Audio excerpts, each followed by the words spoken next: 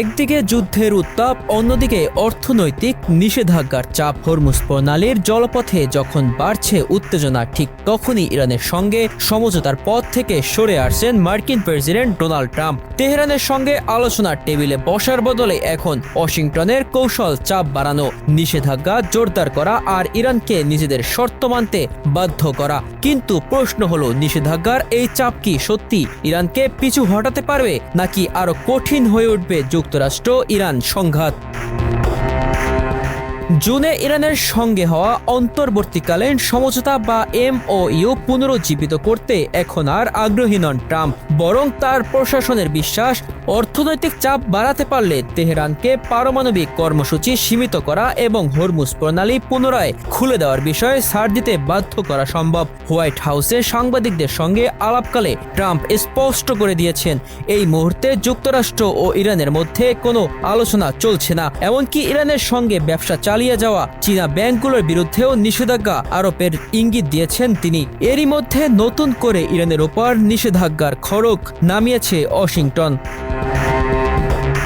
কাতার ও পাকিস্তান নতুন করে আলোচনার চেষ্টা করলেও ট্রাম্প তাদের জানিয়েছেন আগের শর্তে তিনি আর ফিরতে চান না, কারণ তার অভিযোগ ইরান একাধিকবার শেষ মুহূর্তে প্রতিশ্রুতি ভঙ্গ করেছে। তবে এখানেই তৈরি হচ্ছে আরেক প্রশ্ন, নিষেধাজ্ঞার মাধ্যমে ইরানকে দীর্ঘ সময় চাপে রাখতে হলে যুক্তরাষ্ট্রকে দীর্ঘমেয়াদী কৌশল ধরে রাখতে হবে। কিন্তু যুদ্ধ নিয়ে মার্কিন জনমতের বিরূপ অবস্থানের কারণে ট্রাম্প প্রশাসনের পক্ষে দীর্ঘ সময় এই চাপ ধরে রাখা কতটা সম্ভব হবে তা নিয়ে রয়েছে সংশয়।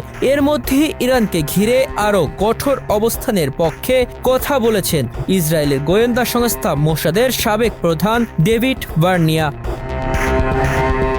ট্রাম্পের নতুন নিষেধাজ্ঞাকে স্বাগত জানিয়ে তিনি বলেছেন, ইরানের বর্তমান শাসন ব্যবস্থাকে দুর্বল করার পথে এটি আরেকটি ধাপ। তার মতে শুধু নিষেধাজ্ঞাই যথেষ্ট নয়, ইরানের উপর অর্থনৈতিক, কূটনৈতিক এবং গোপন অভিযানের চাপ আরও বাড়াতে হবে। অর্থাৎ ওয়াশিংটনের পাশাপাশি তেল আবিব ও তেহরানের উপর চাপ আরও বাড়ানোর পক্ষে। কিন্তু এই চাপের সবচেয়ে বড় কেন্দ্র কোথায়? হরমুজ প্রণালী। বিশ্বের গুরুত্বপূর্ণ এই নৌপথ এখন যুক্তরাষ্ট্র ও ইরানের টানাপোড়েনের অন্যতম প্রধান ক্ষেত্র।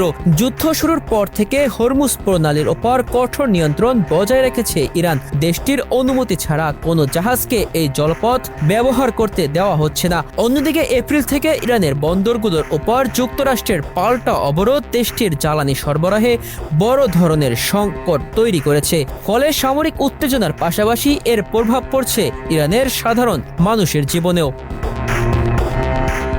মার্কিন অবরোধের কারণে পর্যাপ্ত পেট্রোল আমদানি করতে না পারার কথা স্বীকার করেছেন ইরানের ভাইস প্রেসিডেন্ট মোহাম্মদ জাফর গামেনপানা। দেশটির বিভিন্ন অঞ্চলের জ্বালানি স্টেশনগুলোতে দেখা যাচ্ছে দীর্ঘ লাইন। তবে চাপ যতই পারুক, তেহরানও যে পিছু হটছে না তার ইঙ্গিত মিলছে ইরানি কর্মকর্তাদের বক্তব্যে। ইরানের শীর্ষ আলোচক মোহাম্মদ বারেক গালিবাফ বলেছেন, দেশটি এখন পূর্ণ মাত্রার অর্থনৈতিক যুদ্ধের মধ্যে রয়েছে। তবে এই যুদ্ধেও প্রতিপক্ষকে পরাজিত করার সক্ষমতা ইরানের রয়েছে বলে দাবি করেছেন তিনি। অন্যদিকে উত্তেজনা কমাতে কূটনৈতিক তৎপরতাও চলছে। এই পরিস্থিতির মধ্যে বৃহস্পতিবার 27 আগস্ট তেহরানে ইরানের পররাষ্ট্রমন্ত্রী আব্বাস আরাকচির সঙ্গে বৈঠক করেন কাতারের প্রধানমন্ত্রী ও পররাষ্ট্রমন্ত্রী শেখ মোহাম্মদ বিন আব্দুর রহমান আল থানি।